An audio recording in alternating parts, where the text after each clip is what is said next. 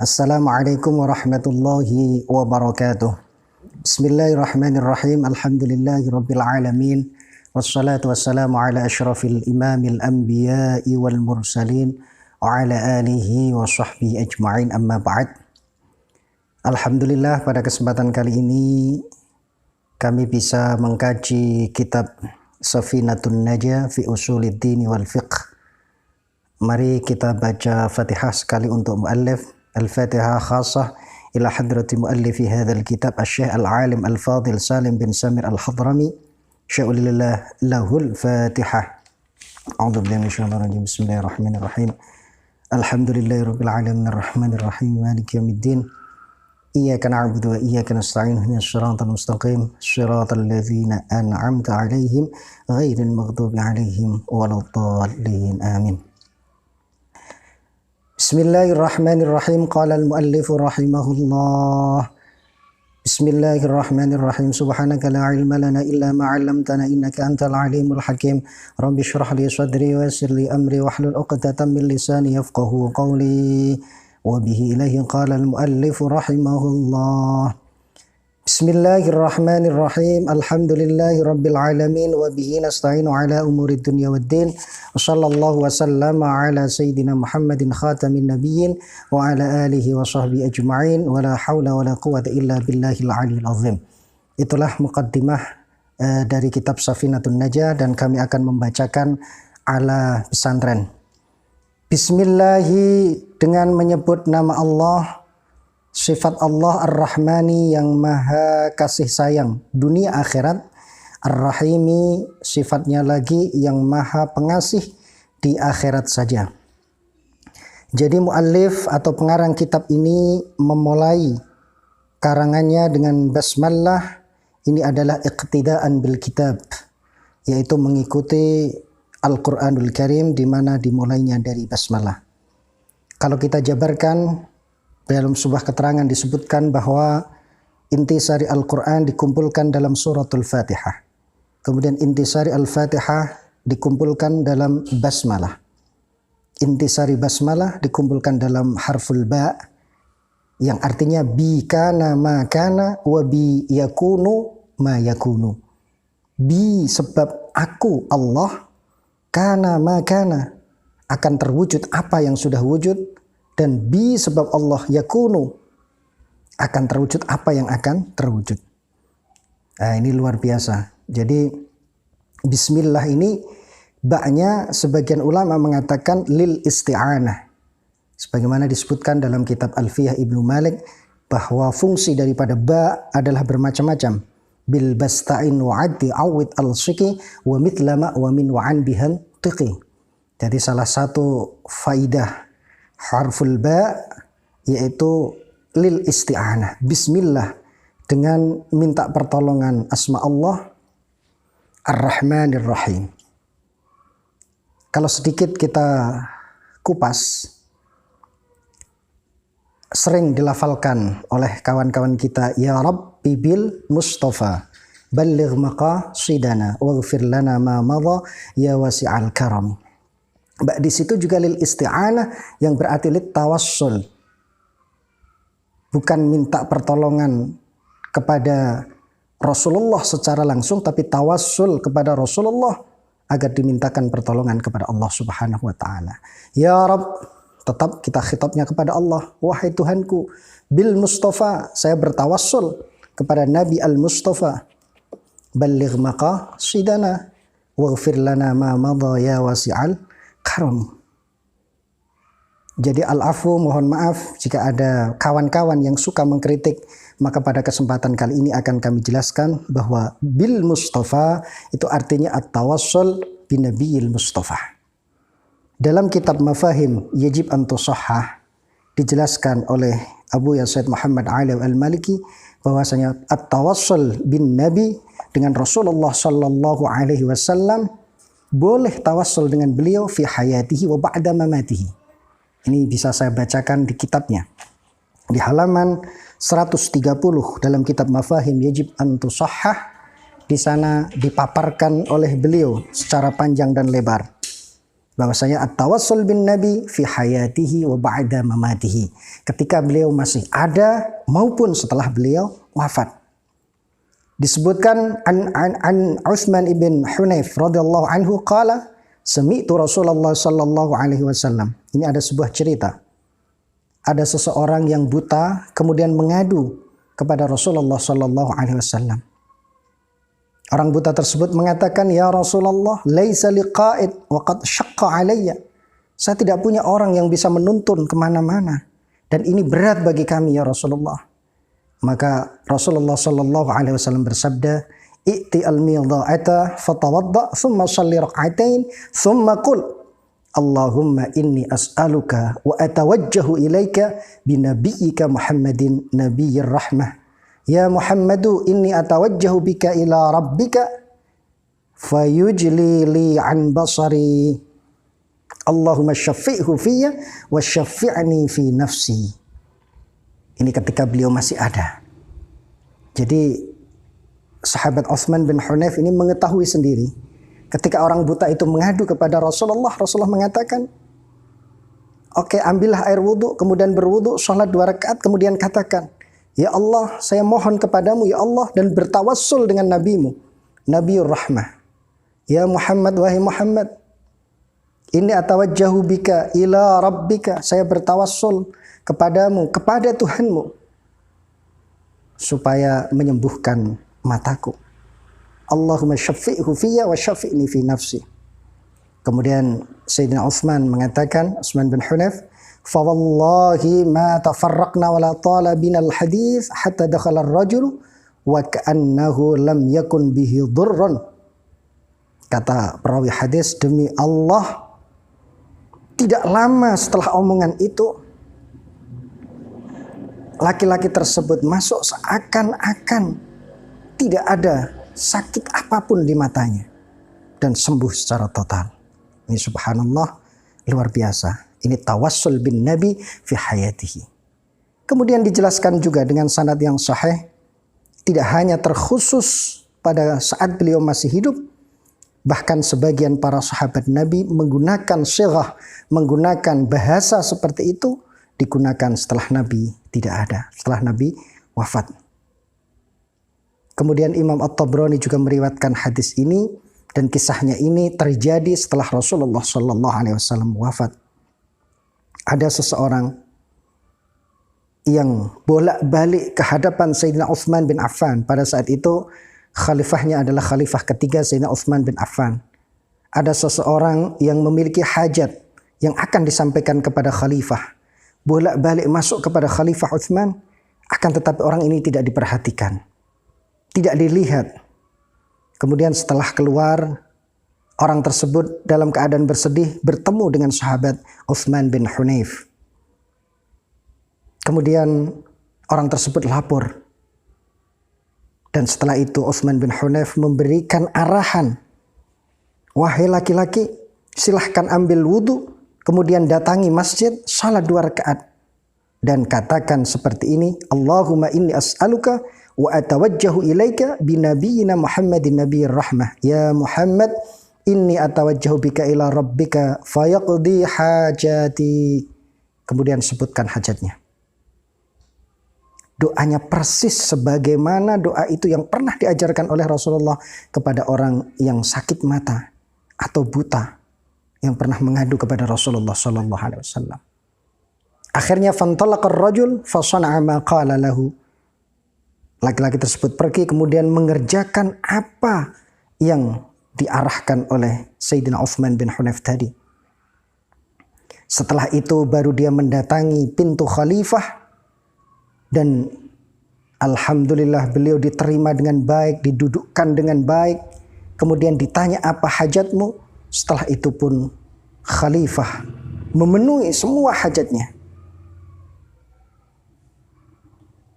Memenuhi hajatnya. Setelah itu ketika orang tersebut keluar dari Sayyidina Utsman, di luar bertemu dengan Sayyidina Utsman bin Hunayf, dan dia mengatakan jazakallahu khairah. Itulah subhanallah, kedahsyatan tawassul dengan Rasulullah sallallahu alaihi wasallam fi hayatihi wa ba'da mamatihi. Dan ini telah dipraktekkan ketika Rasulullah telah tiada. Seorang laki-laki ini yang mendapatkan ijazah dari Utsman bin Hunayf dengan dilakukan maka hajatnya terpenuhi.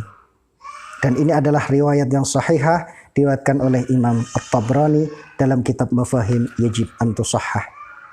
Maka ya Rabbi bil Mustafa balligh maqasidana, itu adalah salah satu bentuk tawassul kita kepada Rasulullah sallallahu alaihi wasallam. Nah, itu dimulai dengan Bismillahirrahmanirrahim.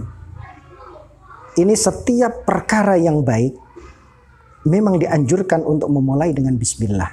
Termasuk mengarang kitab, termasuk saat kita belajar, saat memulai pengajian.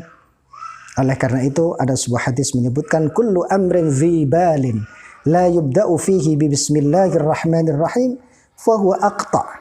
Wa fi riwayatin fa huwa abtar, wa fi riwayatin fa huwa ajdam. Setiap perkara yang baik yang tidak dimulai dengan basmalah maka akan kurang keberkahannya, kurang kebaikannya. Oleh karena itu bismillah dianjurkan dalam perkara-perkara yang baik. Akan tetapi bismillah tidak dianjurkan atau bahkan bisa menjadi haram jika perkara yang dilakukan adalah haram. Misalnya mau mencuri baca bismillah, itu bismillahnya malah menjadi haram. Kemudian kalau perkara itu makruh, sebelumnya membaca basmalah hukumnya juga makruh. Bahkan tidak dianjurkan untuk membaca basmalah pada muhaqqaratil umur, sesuatu yang kurang baik. Misalnya sedang membersihkan kotoran hewan, itu tidak dianjurkan untuk membaca bismillah. Bismillah ini termasuk salah satu faidahnya. Kami tidak akan membahas panjang lebar tentang bismillah. Hal hiya ayatun minal fatihah atau ayatun minal Qur'anil azim, itu panjang pembahasannya. Sedikit saya akan sebutkan tentang khawas, keistimewaan basmalah yang disebutkan oleh Imam Ahmad As-Sawi dalam kitabnya. Wa min khawasihi, termasuk salah satu keistimewaannya ketika orang sedang mau tidur. Jadi sudah siap-siap mau tidur, barang siapa yang mau membaca basmalah 21 kali, 21 marratan, aminatil kallailata minasyaitan wa amina baituhu minas sariqah wa amina min mautil faj'ati. Ada 3 paling tidak faidahnya. Pada malam hari itu dia akan terjaga, dia akan terlepas dari godaan setan. Yang kedua, rumahnya aman dari pencurian. Dan yang ketiga, dia tidak akan mati secara tiba-tiba. Subhanallah, ini salah satu faidah yang disebutkan oleh Imam Ahmad As-Sawi. Kita lanjutkan. Alhamdulillahi Rabbil Alamin. Alhamdu, adapun segala puji, lillahi adalah milik Allah. Jadi khobar. Sifat Allah Rabbil Alamina, yang menjadi Tuhan semesta alam. Alhamdulillahi Rabbil Alamin ini juga menjadi pemula dari segala kebaikan. Ada satu riwayat lagi menyebutkan kullu amrin dzibalin la yubda'u fihi bilhamdi lillah fa huwa ajdam, wa fi riwayatin fa huwa aqta, wa fi riwayatin fa huwa abtar. Kurang berkahnya. Setiap perkara yang baik yang tidak dimulai dengan hamdalah, maka di situ ada kekurangan berkah. Dan jika kita jamikkan 2 hadis ini, maka bismillah ini sebagai iftitah haqiqiyan, yang alhamdulillah sebagai iftitah idhafiyan. Setiap perkara yang baik hendaknya dimulai dengan basmalah dan alhamdulillah. Contoh kita makan, kita mulai dengan basmalah, tapi juga perlu kita membaca alhamdulillah. Karena nikmat yang ada di hadapan kita, makanan yang ada di hadapan kita, ini adalah berasal dari Allah Subhanahu wa ta'ala. Maka sepantasnya kita juga bersyukur kepada Allah atas nikmat tersebut. Makanya kalau mau makan, silahkan mulai Bismillahirrahmanirrahim. Alhamdulillahi Rabbil Alamin. Ini subhanallah, ini adalah salah satu bentuk daripada syukur kita kepada Allah Subhanahu wa ta'ala. Wa bihi nasta'inu ala umurid dunya wad din. Wabihi dan hanya, ini faedah ikhtisar. Kalau ada jar majrur didahulukan faedahnya ikhtisar. Kalau dalam bahasa Indonesia maknanya hanya. Wabihi dan hanya dengan Allah, hanya kepada Allah nasta'inu, mohon pertolongan kita. Mohon pertolongan ala umurid dunia, atas urusan-urusan dunia, waddini dan urusan-urusan yang berhubungan dengan agama. Nah, ini kita mohon kepada Allah, kita hanya kepada Allah seperti iyyaka na'budu wa iyyaka nasta'in. Iyyaka itu artinya hanya kepada Allah. Karena apa? Karena maf'ul bih yang didahulukan. Ini faedahnya lil ikhtisar atau lil ikhtisas, untuk mengkhususkan hanya kepada Allah na'budu kami menyembah, wa nasta'in. Iyyaka na'budu wa iyyaka nasta'in, kami mohon hanya kepada Allah kami menyembah, dan hanya kepada Allah kami mohon pertolongan, baik urusan dunia maupun urusan agama. Wasalla dan semoga rahmat ta'zim Allah, wasalla dan semoga rahmat ta'zim, memberikan rahmat ta'zim. Siapa? Allahu Allah. Wasallama dan semoga memberikan keselamatan Allah, memberikan salawat dan keselamatan ala sayyidina kepada baginda kita, yaitu Muhammadin, Nabi Muhammad sallallahu alaihi wasallam, khatamin nabiyyin, yang menjadi akhir daripada para nabi. Nah, itu doa, salawat dan salam semoga selalu tercurah kepada baginda Nabi Agung Muhammad sallallahu alaihi wasallam. Nah, di sini musannif menggunakan bahasa sayyidina. Nah, itu karena litta'zim, untuk mengagungkan Nabi Agung Muhammad sallallahu alaihi wasallam. Tidak masalah. Nama Muhammad adalah termasuk salah satu nama Nabi, nama untuk Rasulullah, nama yang paling mulia. Afdhalul asma lin Nabi sallallahu alaihi wasallam. Ada yang mengatakan itu yang memberikan nama adalah kakeknya Abdul Muttalib pada hari ke-7 setelah kelahiran beliau. Ada yang mengatakan itu adalah nama yang diberikan oleh ibunya saat melahirkan dan didatangi oleh malaikat Jibril. Jadi Muhammad itu artinya orang yang dipuji baik di langit maupun di bumi. Dan Rasulullah sallallahu alaihi wasallam memang orang yang mulia yang dipuji baik di langit maupun yang di bumi. Dan beliau adalah khatamin nabiyyin, akhir daripada para nabi, tidak ada nabi setelahnya. Tidak ada nabi setelahnya. Kemudian wa alihi dan keluarga Nabi, wa sahbihi dan sahabat Nabi, ajma'ina semuanya. Wala haula dan tidak ada daya upaya apapun, wala quwata dan tidak ada kekuatan apapun, illa billahi kecuali dengan pertolongan Allah. Sifatnya Allah al-aliyyi yang maha agung, al-azimi yang maha agung. Dan salawat salam itu juga tercurah kepada keluarga Nabi. Yang dimaksud alihi siapa keluarga Nabi? Jami'u ummatil ijabah. Jadi umat manusia ini ada ummatud da'wah dan ummatul ijabah. Ummatud da'wah ini semua yang lahir. Semua yang sejak Rasulullah diangkat sampai sekarang, sampai hari kiamat, itu adalah ummatud da'wah. Orang yang berhak untuk didakwai dengan risalah Rasulullah sallallahu alaihi wasallam. Lah, orang yang memenuhi panggilan dakwah Rasulullah yang mau memeluk Islam disebut dengan ummatul ijabah. Kalau ummatul dakwah semua manusia, sejak Rasulullah diutus sampai hari kiamat, ini adalah ummatul dakwah, umat yang menjadi sasaran dakwah. Oleh karena itu, kalau yang tidak memenuhi panggilan risalah Rasulullah tetap disiksa di dalam neraka karena mereka sebagai ummatul dakwah. Kalau ummatul ijabah adalah orang Islam semuanya. Oleh karena itu kita mendapatkan doa wa alihi termasuk alun nabi karena jami ummatul ijabah. Karena ada sebuah hadis mengatakan alu Muhammadin kullu taqiyyin. Setiap orang yang bertakwa berarti menjadi keluarga Nabi Muhammad sallallahu alaihi wasallam. Akhrajahu Tabrani. Walau asin, walaupun mereka orang-orang yang bermaksiat. Karena apa? Karena orang yang bermaksiat justru lebih perlu dengan adanya doa. Adapun di dalam masalah zakat yang disebut dengan alun Nabi adalah keturunan Banu Hashim dan Banul Muttalib. Nah, kalau sedikit tentang ilmu retorika bahasa Arab, alun itu berasal dari bahasa Arab ahlun. Ahlun itu kan berarti keluarga. Kemudian haknya ini diganti menjadi hamzah menjadi a'lun.